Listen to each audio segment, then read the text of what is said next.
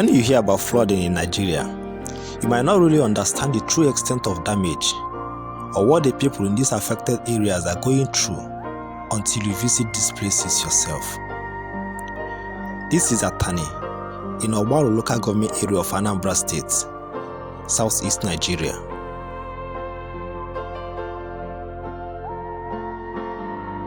Affected communities in Ogbaru local government include Ogbaru, Akaliogidi, Osomala, Ogwanyocha, Ochuche, Umuzu, Atani, Umonankwọ, Akaliozizo, Ohite, Okoti, Iyowa, Ogbeukwu, Amiyi, Odekpe, Ogbakoba, and some part of Okpoko.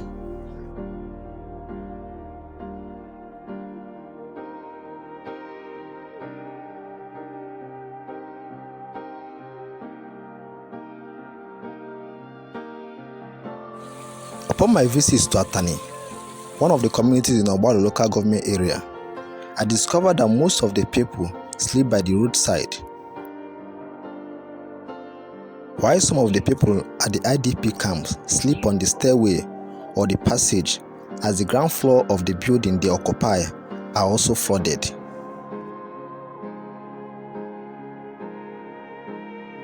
No fewer than 80 people have lost their life in this part of Anambra State as a result of this flood. On the 8th of October, over 76 persons died in Omonankwo when a boat carrying over 80 people capsized.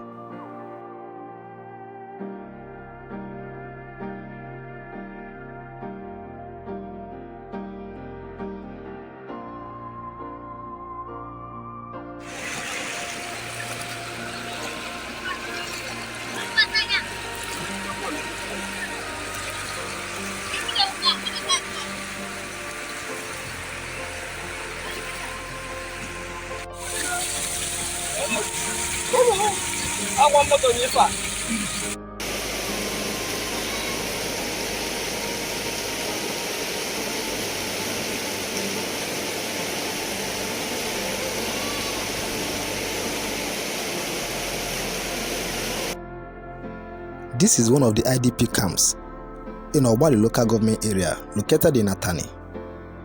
The people are calling on the government and the individuals alike to come to their aid. According to them, the last time they received food item from the government was 5 days ago when they shared 5 cups of rice and 1 sachet of indomie to each family, not minding how many they are. Okay, we don't have even more time. Why would I do?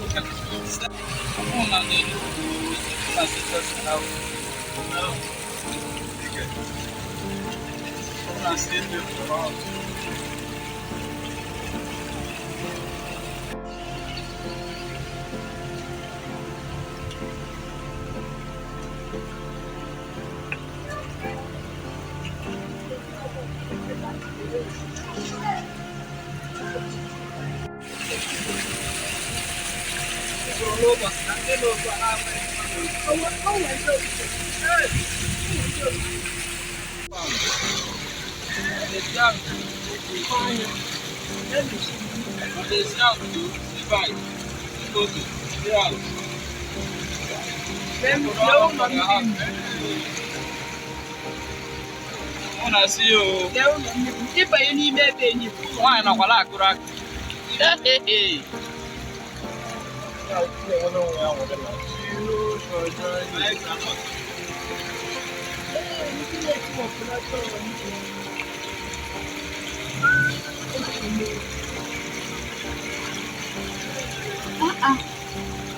You can't do more to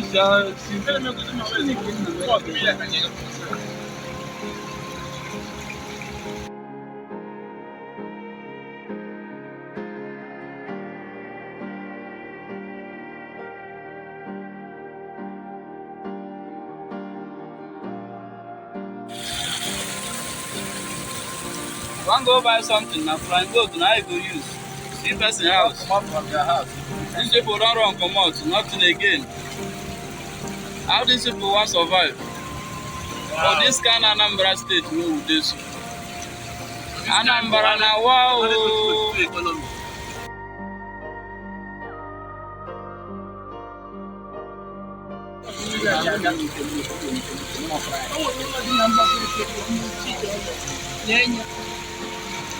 No, the water don't cover this building finish. Water don't cover those ones finish. These people don't run far now.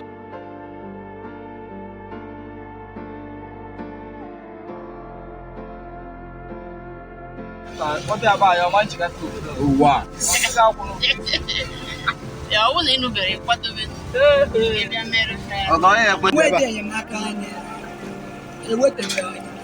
Even though the Major Secretary Poja no for the car, Ujahan in 10 minutes, for the non local government.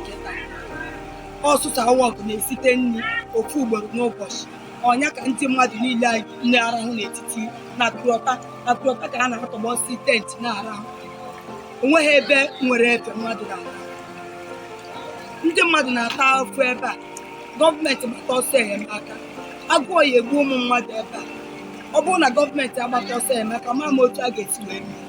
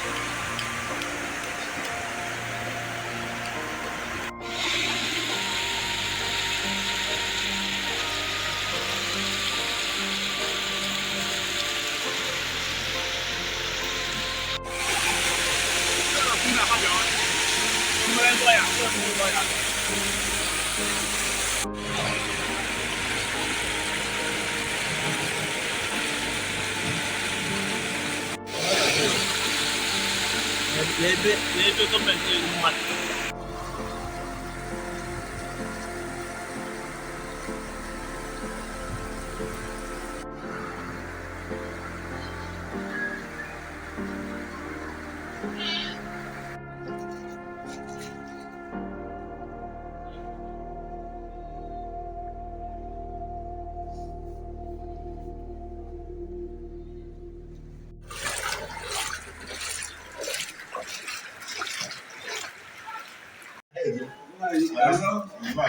Come on!